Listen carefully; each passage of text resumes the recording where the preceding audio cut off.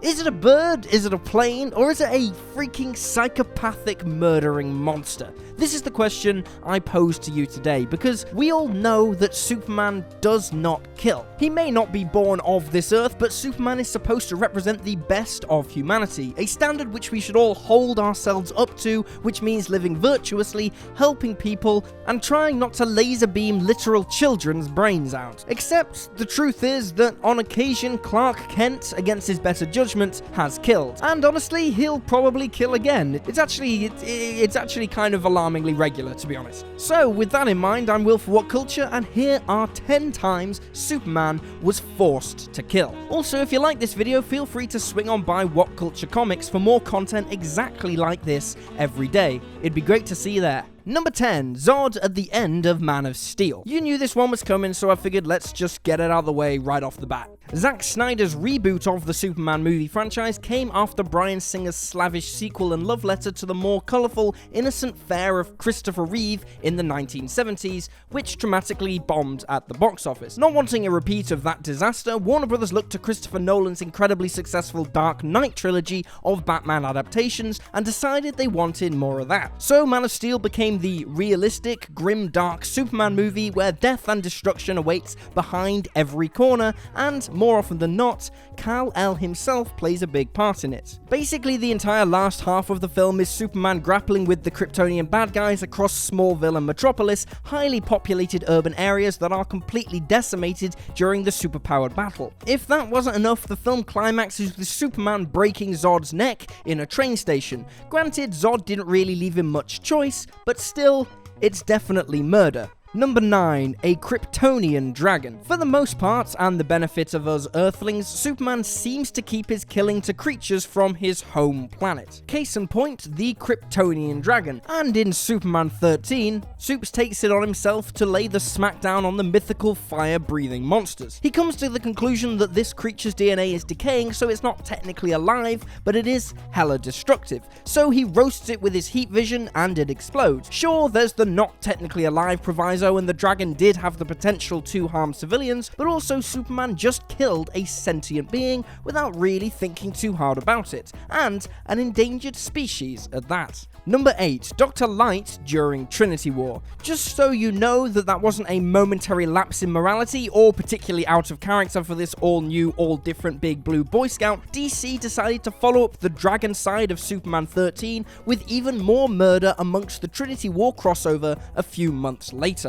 The Justice League ends up fighting the JLA, including their new member, Dr. Light. During the heat of battle, the Man of Steel and Dr. Light wind up duking out mano a mano after Dr. Light inadvertently attacks Wonder Woman, and then Superman blasts his face off. Sure, there was some retconning that happened later on, suggesting Superman might have had some mind control shenanigans going on, but either way, he still killed the guy. Number 7, MXYZPTLK and then himself. Alan Moore has made a career out of deconstructing superheroes, but his first and arguably best exploration of the modern mythical pantheon was probably whatever happens to the Man of Tomorrow. Over the course of the two-part story, Clark Kent's secret identity is revealed, and Lex Luthor, Lana Lang, Jimmy Olsen, and Krypto all get killed by Brainiac and the Legion of Supervillains. It transpires that this was all orchestrated by Mr. MXYZPTLK, a being from the 5th dimension who previously turned up as a fairly easy-to-deal-with prankster. Having transcended time and space for a while though, he got bored and bloodthirsty, deciding to turn his attention on his greatest foe. Transforming into a more formidable, mind-bending form, Superman realizes the only way to stop Mixie is to trap him between two dimensions, effectively killing him. Having broken his oath to never take a life, Superman enters the gold kryptonite room of his Fortress of Solitude,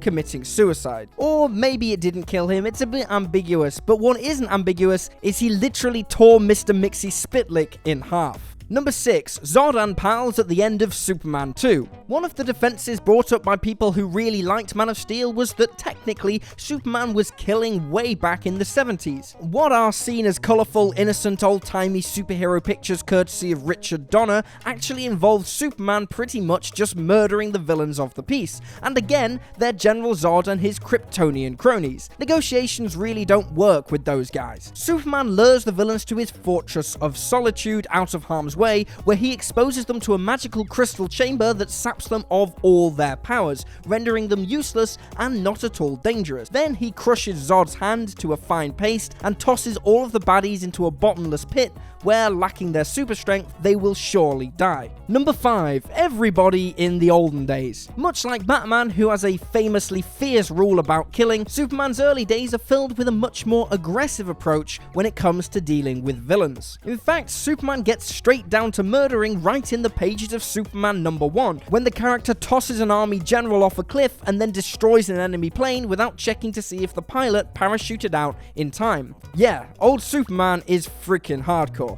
Number 4. Brainiac to save the universe. Look, I know it's been said before, but I'm gonna say it again. Our Worlds at War is one of the best modern crossovers. Sure, it was basically just Superman versus Galactus from Marvel Comics, but come on, it's Superman versus basically Galactus from Marvel Comics. In Our World at War, the Galactus analog is MXYZPTLK, the living embodiment of universal entropy who is slowly making his way to Earth and destroying every planet. So, basically Galactus. Ultimately, Brainiac, a long-term Superman villain who was also part of the resistance against MXYZPTLK, betrays the Earth and decides to shack up with the World Destroyer, absorbing some of his new buddy's energy and vowing to use it to rule everything. Left with no choice after conventional attacks fail to halt their progress, Superman shoves them through a wormhole that takes them back to the exact moment of the Big Bang, which, quote, spreads their consciousness across trillions of light years instantly. Which isn't exactly a conventional murder, but it is a double homicide nonetheless. Number 3. The Joker in the Injustice universe. Injustice: Gods Among Us is a very, very weird and very excellent video game. A fighting title developed by the people who make Mortal Kombat, they had the unenviable task of not only dreaming up a reason for a bunch of DC superheroes and villains to be fighting amongst themselves, but also why the usually anti-death likes of Superman,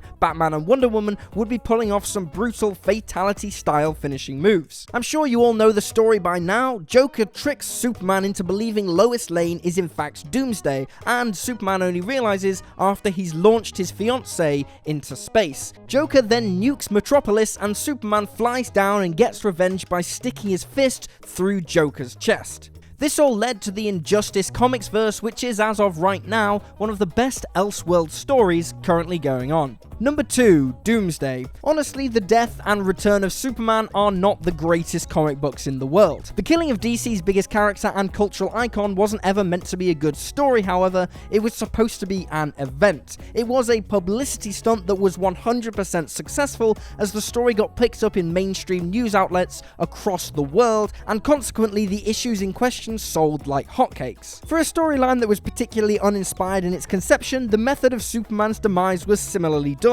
with a new villain Doomsday being introduced explicitly as the Man of Steel's only physical equal, which meant that long-term fans and children alike were treated to a multi-page action scene of splash pages where Superman was pummeled to death by a big grey dude with protruding bone things. The final image was of Clark Kent beaten, bloodied, bruised and limp in Lois Lane's arms. This was after the monster, who was Kryptonian in origin, had already laid waste to the rest of the Justice League and clashed with Superman on numerous occasions. On this final one, however, Kal-El decided to break an oath that even Superglue couldn't piece back together and punched Doomsday to death just before he dies himself. Although ultimately, just as Clark Kent did return in the end, Doomsday would be back as well.